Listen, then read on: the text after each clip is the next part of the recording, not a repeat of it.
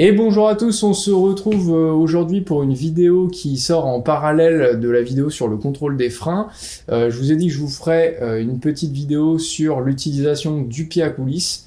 Donc nous y voilà, je vous explique tout de suite comment il fonctionne.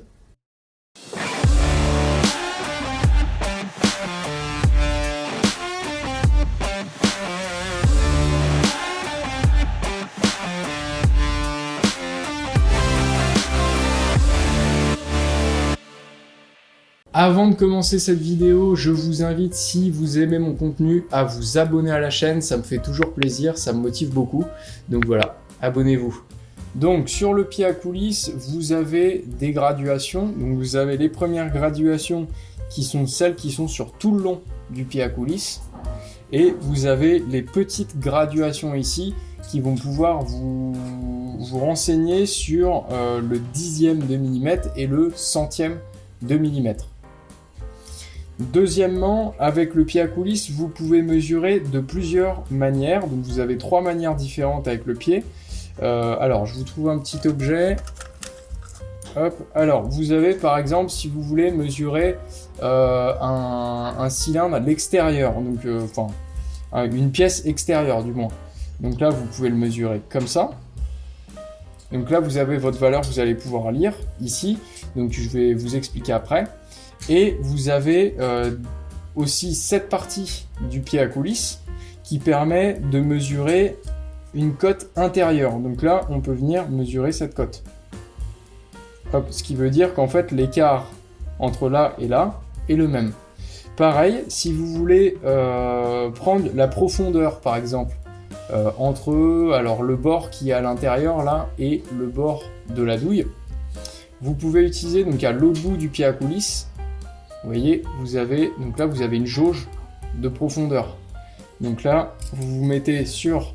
Alors j'essaye de vous montrer en même temps. Je regarde le retour écran.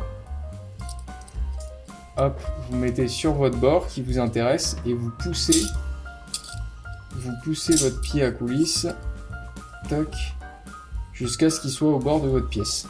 Là, vous avez la profondeur. Et là, vous pouvez prendre votre mesure. N'oubliez pas, quand vous prenez une cote, vous serrez et vous resserrez votre petite vis ici. Vous avez une petite vis de verrouillage. Hop, vous pouvez enlever votre pièce avec une légère résistance. Et comme ça, votre cote ne bouge pas. Parce que vous allez voir qu'il va falloir quand même manipuler un petit peu le pied à coulisse pour pouvoir lire la valeur. Et il ne faudrait pas bouger. En fait, si vous le bougez, vous faussez votre cote, quoi.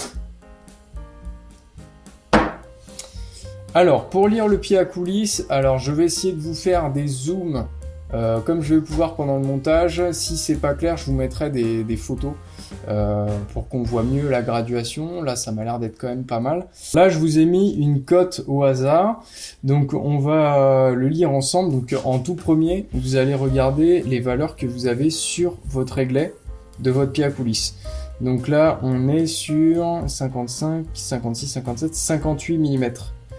Donc vous avez votre trait là, 0, qui est un petit peu après, donc on sait que c'est 58, quelque chose. Après, vous allez regarder, alors vous avez les valeurs que vous avez sur votre réglet, et vous avez des valeurs qui sont, toc, j'essaie de vous les montrer, qui sont sur votre pince. Vous allez regarder, alors vous prenez les traits que vous avez en face de vos chiffres. Les autres qui sont entre, pour l'instant, on s'en fout, on verra ça après. Vous regardez en fait le trait qui est le plus aligné avec un des traits du réglet. Donc là, si on regarde, ça va être le trait du 1. Alors j'essaie de vous montrer, je vous ferai un zoom dessus. C'est le trait du 1 qui va être le plus aligné avec un des traits qui sont en face. Donc déjà, on se dit que c'est un 58-10. Donc 58-1. Donc ça veut dire qu'on n'a pas la décimale qui est après. Pour la décimale qui est après, on regarde justement les traits qu'il y a entre les traits qui ont des valeurs sur la pince. Là, je suis sur le 4e trait entre le 0 et le 1. Donc le premier trait, donc ça signifie 0,02. 0,04, 0,06 et 0,08. Donc là, la cote affinée, c'est 58,08. Voilà, c'est un peu compliqué de vous montrer ça en vidéo. Je pense que voilà, les zooms vont pas forcément être très efficaces. Je vous invite à avoir un pied à coulisses pendant que vous regardez la vidéo, en fait, pour vous entraîner en même temps. Mais voilà, ce qu'il faut retenir, c'est qu'il faut regarder tout d'abord les valeurs qu'il y a donc sur le réglet. Et après, vous regardez donc les tirets qui sont en face des chiffres pour avoir votre première décimale. Et la deuxième décimale, c'est les traits qui sont entre les traits qui sont en face des chiffres. Voilà, j'espère que ça aura été clair. Vous aurez pu le constater, rien de bien compliqué pour mesurer avec cet outil. J'espère que cette vidéo vous a plu. Si c'est le cas, n'hésitez pas à lâcher un petit like, vous abonner et de partager sur vos réseaux. Et je vous dis à une prochaine pour de nouvelles vidéos. À plus!